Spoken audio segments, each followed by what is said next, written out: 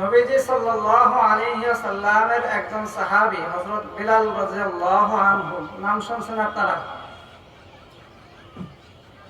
এই বিলাল রাদিয়াল্লাহু আনহু তার গোটা জিন্দেগিটা রাসূলের সুন্নতে সাজাইছে। লাভ কি হয়েছে? আল্লাহর নবী বলেন,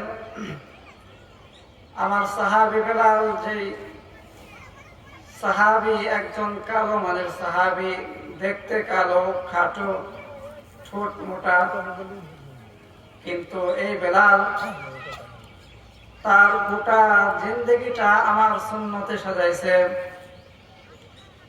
আল্লাহ বেলালের দাম এমন বাড়াইছে যে বেলাল হাঁটে জমিনে আর আওয়াজ হয় মালিকের জান্নাতে। আল্লাহ নবী সাল্লাল্লাহু আলাইহি ওয়াসাল্লাম মেরাজে চলে গেছেন, জিবরিল আমিনকে নিয়ে হাঁটতেছে। এমন সময় আল্লাহ নবী সাল্লাল্লাহু আলাইহি ওয়াসাল্লাম এক জোড়া খরমের আওয়াজ পেলেন। আল্লাহ নবী সাল্লাল্লাহু আলাইহি ওয়াসাল্লাম জিবরিল আমিনকে বললেন, এই জিবরাইল, এই জান্নাতের ভিতরে আমি আর তুমি ছাড়া আরো কেউ আছে নাকি? জিবরিল আমিন বললেন, ইয়া রাসূলুল্লাহ, এই জান্নাতের ভিতরে আমি আর আপনি ছাড়া কেউ নাই। আল্লাহ নবী সাল্লাল্লাহু আলাইহি ওয়াসাল্লাম বলেন, তাহলে এই যে হাঁটার একটা শব্দ পাওয়া যায়, এই আওয়াজটা কার? জিবরিল আমিন জবাব দিলেন, ইয়া রাসূলুল্লাহ, ইয়া হাবিবাল্লাহ, এই আওয়াজটা আপনার সাহাবী হযরত বেলালের পায়ের আওয়াজ। আল্লাহর নবী চমকে গেলেন। মেরাজ থেকে আসার পরে আল্লাহর নবী সাল্লাল্লাহু আলাইহি ওয়াসাল্লাম বেলালকে ডাকছে, এই বেলাল, তুমি কি এমন আমল করো যে আমি তোমার আওয়াজ জান্নাতে আমার সামনে তোমার পায়ের আওয়াজ পাইছি? নবী সাল্লাল্লাহু আলাইহি ওয়াসাল্লাম বলেন, فإني سمعت دفن عليك بين يدي في الجنة। এই বেলাল, তুমি কি এমন আমল করো যার কারণে আমি জান্নাতে তোমার পায়ের আওয়াজ পাইছি? হযরতে বেলাল জবাব দিলেন, ইয়া রাসূলুল্লাহ, ইয়া হাবিবাল্লাহ, আমার তেমন কোনো আমল নাই, কিন্তু যেই দিন আমি ইসলাম ধর্ম গ্রহণ করছি, কালিমা পড়ে মুসলমান হয়েছি, ওই দিন থেকে যখনই আমার ওযু ছুটে যায়, সাথে সাথে আমি ওযু করে 2 রাকাত তাহিয়াতুল ওযুর নামাজ আদায় করি। আল্লাহর রাসূল সাল্লাল্লাহু আলাইহি ওয়াসাল্লাম বললেন, বেলাল, আমার বোঝার বাকি নাই, আমার এই সুন্নতের উপর আমল করার কারণে আল্লাহ তোমার মর্যাদা এত বাড়াইছে যে বেলাল, তুমি হাঁটো জমিনে কিন্তু আওয়াজ হয় জান্নাতে। তাহলে রাসূলুল্লাহ সাল্লাল্লাহু আলাইহি ওয়াসাল্লামের একটা সুন্নতের উপর আমল করার কারণে আল্লাহ পাক রব্বুল আলামিন বেলালের মর্যাদা এত বাড়াইছে যে বেলাল হাঁটে জমিনে আর আওয়াজ হয় মালিকের জান্নাত। শুধু এখানে কি শেষ? না, মর্যাদা কত বাড়াইছে একটু শুনেন। আল্লাহর নবী সাল্লাল্লাহু আলাইহি ওয়াসাল্লাম ঘুমাইতেছেন। এমন সময় ফজরের জামাতের সময় হয়ে গেছে। তো নবীজি সাল্লাল্লাহু আলাইহি ওয়াসাল্লামকে ডাকা দরকার। কে যাবে? হযরত ওমর রাদিয়াল্লাহু আনহু আব্বাস রাদিয়াল্লাহু আনহুর কাছে গিয়ে বললেন, এ আব্বাস রাদিয়াল্লাহু আনহু, আপনি বড় না নবী বড়? দেখেন উত্তরটা কি দিচ্ছে। আব্বাস রাদিয়াল্লাহু আনহু বলেন, নবী সবার বড়, তবে বয়স আমার বেশি, বয়সে আমি বড়, কিন্তু নবী মর্যাদার দিক থেকে সবার বড়।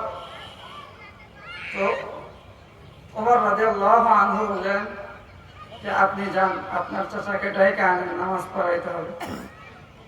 আব্বাস রাদিয়াল্লাহু আনহু বললেন, আমি চাচা হইতে পারি, প্রয়োজনে একা নামাজ পড়ে বাড়ি যাব, কিন্তু নবীকে ডাক দিতে পারবো না। তাহলে কে যাবে? সবাই বলতেছে ওমর, আপনি যান। ওমর রাদিয়াল্লাহু আনহু বলছে, সব জায়গায় আমার বাহাদুরি আছে, কিন্তু নবীর সামনে আমার কোনো বাহাদুরি নেই, এইখানে আমি যাইতে পারবো না। এবার আবু বকর রাদিয়াল্লাহু আনহুর কাছে প্রস্তাব করা হলো যে আপনি যান। আবু বকর রাদিয়াল্লাহু আনহু বললেন, ওমর যেখানে ফেল ওইখানে আমি আবু বকর আমি যাব। তাহলে কে যাবে? ওমর রাদিয়াল্লাহু আনহু বললেন, কেউ যাবে না, বেলাল যাবে। বেলাল রাদিয়াল্লাহু আনহু বললেন, যেখানে আপনারা কেউ নাই ওইখানে আমি তো শুনবো, আমি কিভাবে যাব?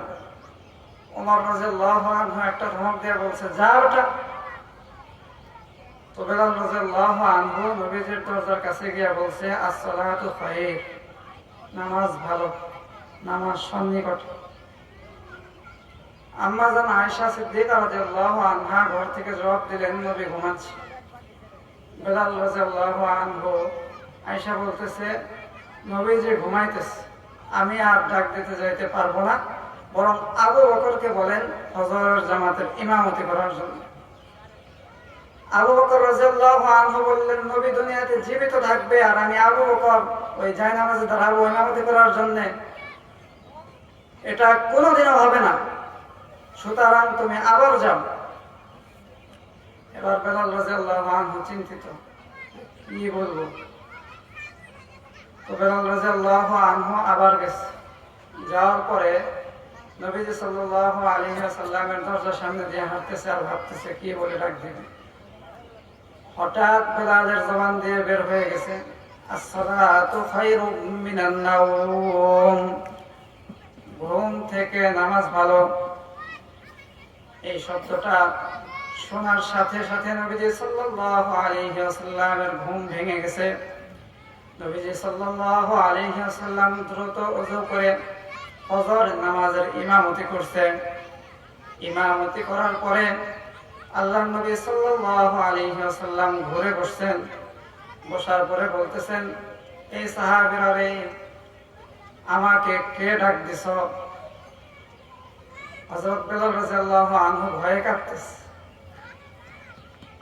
আল্লাহর নবী বললেন, কে আমাকে ডাক দিছ? তো সাহাবায়ে কেরাম রাদিয়াল্লাহু আনহু বললেন, ইয়া রাসূলুল্লাহ, বেলাল আপনাকে ডাক দিছে। আল্লাহর নবী সাল্লাল্লাহু আলাইহি ওয়াসাল্লাম বললেন, এই বেলাল তুই দাঁড়া।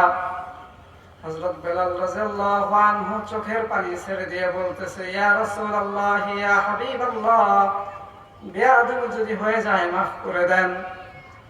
আল্লাহর রাসূল সাল্লাল্লাহু আলাইহি ওয়াসাল্লাম মুস্কি হেসে বেলালকে বুকের সাথে জড়ায় ধরছে। বলতেছে, এই বেলাল, তুমি কি শব্দ বলে ডাক দিছো? ওই শব্দটা আমারে আরেকবার শোনাও। হযরত বেলাল রাদিয়াল্লাহু আনহু বললেন, ইয়া রাসূলুল্লাহ, আসসালাতু খায়রুম মিনান নাওম, ঘুম থেকে নামাজ ভালো, এই শব্দটা বলে আমি আপনাকে ডাক দিছি।